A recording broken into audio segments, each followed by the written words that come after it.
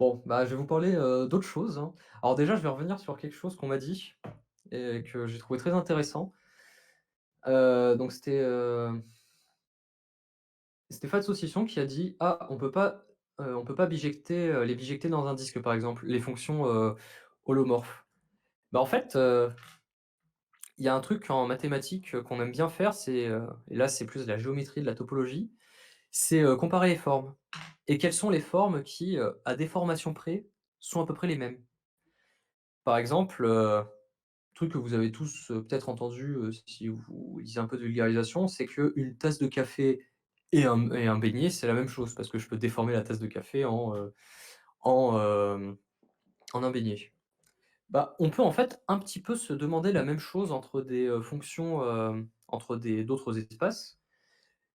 Est-ce qu'ils sont pareils? C'est ce qui s'appelle en fait faire un travail de classification. Bah, il y a un travail de classification qui a existé aussi dans le cadre du plan complexe. Bon, là, je suis désolé, le niveau va un petit peu plus monter, mais je vais essayer quand même d'expliquer les choses. Il y a aussi eu un travail, pour essayer, bah, de classifier, les formes, qu'on va dire complexes. Notamment, bah, est-ce qu'un disque et le disque complexe et le plan complexe, c'est la même chose? Et il y a un alors, qu'est-ce que ça veut dire, c'est la même chose? Ça veut dire qu'il existe une fonction bijective qui va, par exemple, du disque dans le plan, holomorphe, dont la réciproque est aussi holomorphe. Donc ça s'appelle un biholomorphisme. Si jamais, vous ne savez pas ce que c'est bijectif, dites-le moi, comme ça je vous le dis. Bon, je vais même l'expliquer. Bijectif, ça veut dire qu'on a une correspondance 1-1. Ça veut dire qu'un élément de l'ensemble de départ est associé à un unique élément de l'ensemble d'arrivée. Donc voilà ce qu'est un biholomorphisme, hein. C'est une fonction bijective holomorphe de réciproque holomorphe. Réciproque, c'est la fonction qui permet de revenir en arrière. Et du coup, bah, une des questions qui s'est, posée, hein, c'est, est-ce que, par exemple, bah, le disque complexe, est-ce qu'il est biholomorphe au plan complexe? Bah, il y a une réponse, hein, qui existe et qui est négative. C'est un théorème, alors moi je le connais dans une forme plus forte, mais normalement il est un peu plus facile. Bon, c'est notamment le théorème d'uniformisation de Riemann qui dit ça, qui dit que, un plan complexe ne peut pas être, biholomorphe à un disque complexe. Par contre, ce que ça dit aussi, c'est que, le disque complexe est le demi-plan supérieur, du plan complexe. Donc, par demi-plan supérieur, moi, je vais vous le montrer, j'entends, le demi-plan qui est juste au-dessus ici. Mais en fait, ce sont exactement les mêmes choses. Il existe un biholomorphisme de l'un vers l'autre et tout ça, ça ouvre plein de champs, c'est magnifique. Ah, les mots de plus de 3 syllabes.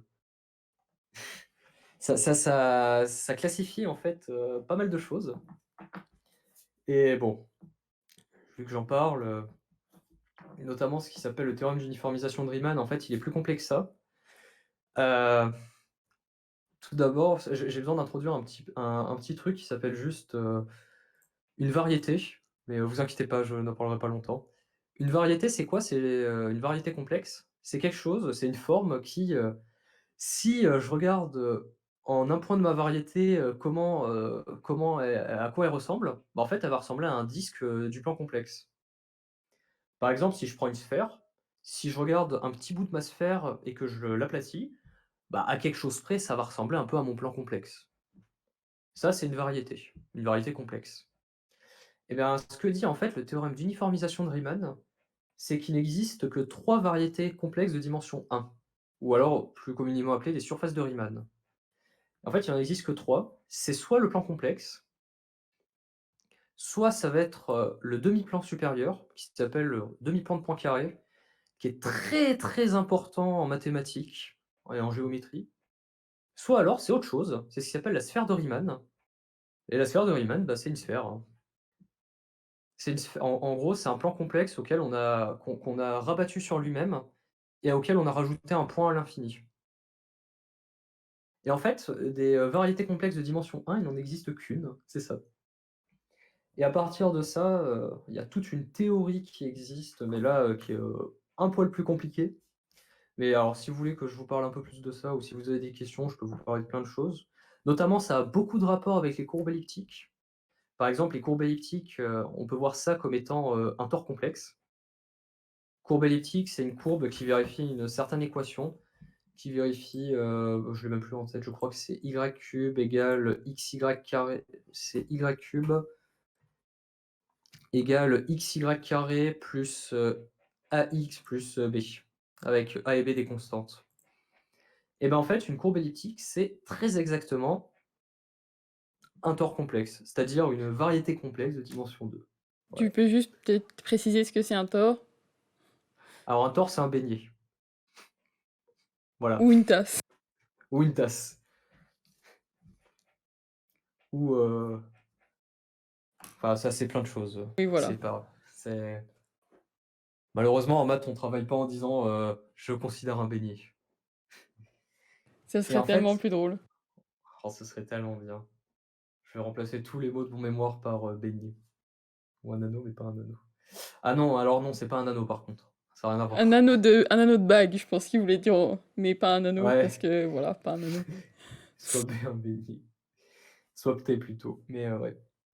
Et bah, si vous enfin, si jamais il y a des gens qui s'intéressent, je peux vous parler même en privé ou quoi, de ça parce que c'est le sujet de mon mémoire, hein, c'est sur, les courbes elliptiques et en fait, qu'est-ce qu'une courbe elliptique? Et notamment, bah, c'est, un énorme pan de la géométrie algébrique et aussi de la géométrie analytique et c'est une super théorie qui utilise énormément et tout le temps, bah, ce genre de résultats dont je vous ai parlé tout à l'heure sur les fonctions complexes.